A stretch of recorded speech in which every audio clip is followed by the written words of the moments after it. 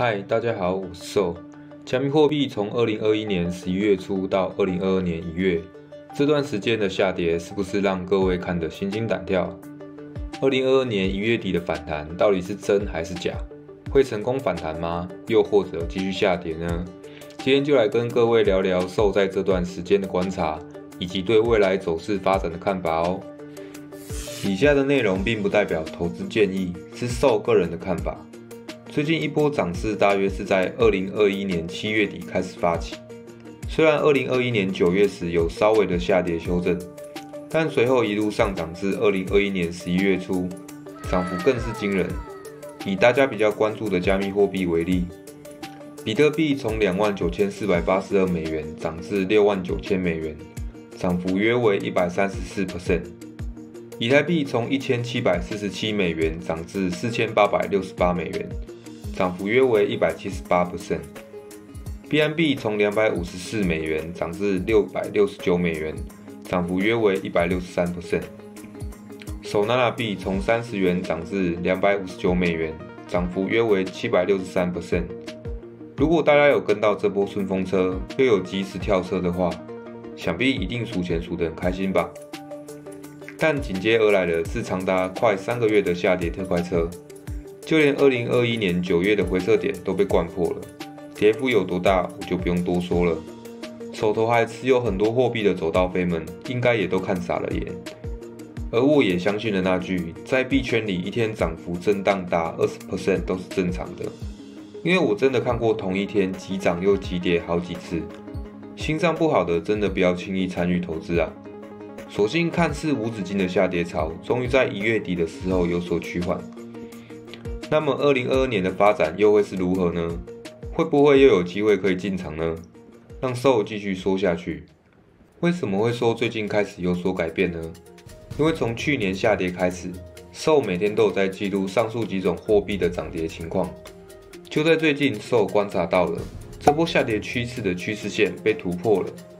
虽然之前并不是没有突破过，但通常都在1个礼拜之内又会跌回趋势线之下。但这次的价格也刚好回涨到2021年9月的回撤点。如果价格能稳定在这之上，或许会发展成新一波的涨势哦。不过大家也不要急着冲进去啊，因为疫情后物价的通膨日益严重。为了减缓通膨的情况，从2021年12月开始，有关美国联准会 Fed 升息的消息也是闹得沸沸扬扬的，而每次只要有升息的风声传出来，当天的币价绝对是波动极大，常以暴跌收尾的。因为升息的背后所代表的含义，往往都是跟资金回撤有关，因此大部分的投资者会选择把高风险的投资项目减码，把资金转入波动性较小的投资项目中作为避险。所以反之，在2020、2021这2年，因为疫情的影响，各国中央政府为了怕经济大萧条，纷纷宣布降息，导致许多的资金流入了市场。看看各国的股市在这段期间都突破了新高，就知道这些资金量有多么庞大了。所以反之，当各国政府决定要升息之后，那对市场有多大的影响，应该也不难想象了吧。虽然这件事还没有发生，但寿认为这件事在2022年是非常有机会发生的。目前 Fed 的资产负债表规模近9兆美元，主要由 Fed 为了压低利率与刺激经济成长所购买的债券组成。2022年2月16日 ，Fed 公布了1月份的会议记录，内容显示最快有可能3月份开始升息，并且联邦公开市场委员会 FOMC 也开始制定了缩表计划。至于如何执行，也有提出2种的讨论方式：一是将每个月到期的债券资金收回，不再流入债券市场；而更激进的做法2则是直接将手头上的抵押担保证券 MBS 出售。虽然目前只是讨论中的议题，但是种种迹象都显示资金要渐渐的被 Fed 收回了。因此建议各位投资人在未来做决策的时候，要更加的保守，要考虑资金回撤的可能性。至于资金回收后会流向何处，就得持续观察了。不要一次就将所有的资金都丢出去，要让自己保持在一个进可攻退可守的状态。鸡蛋要放在不同的篮子里，这句话可不是没有道理的。那如果已经被套在高点的话，该怎么办呢？由于已经错过了最佳的逃生点，要你现在认赔卖出也没有那个必要了，因为已经跌那么多了嘛。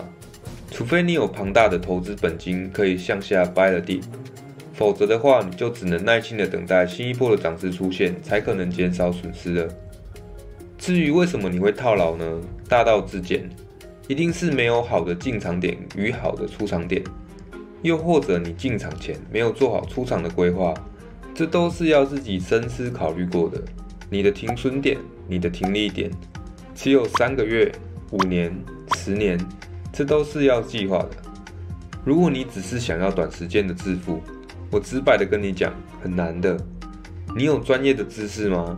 你懂得背后操作金主的策略吗？你只是在赌博而已，赌一个看不见的致富。真的奉劝大家，钱还是不要拿出来丢水池啊！好好的充实自己的思想，思想才能为你带来财富，这才是最实在的。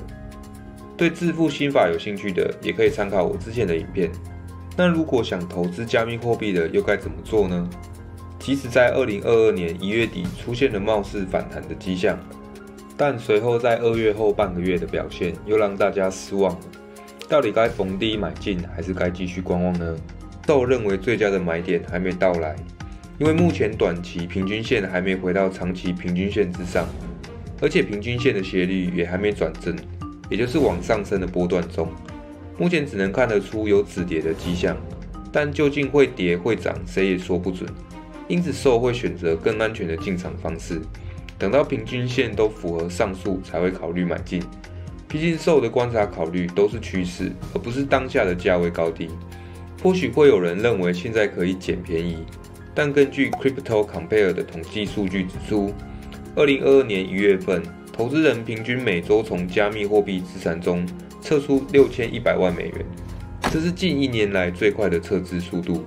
而北美首档比特币 ETF 的发行公司 Purpose Investment 的执行长 Greg Tyler 也称，加密货币价格下跌之后，尽管有买家进场抄底，但长期的资金外流现象表明，多数的投资者仍不愿意逢低进场。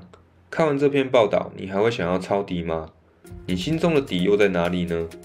好好思考属于你自己的投资策略。如果你喜欢今天的影片内容，可以订阅英德的频道。有什么不一样的看法，也可以在下方留言讨论哦。祝各位都能达到逍遥游，我们下次见。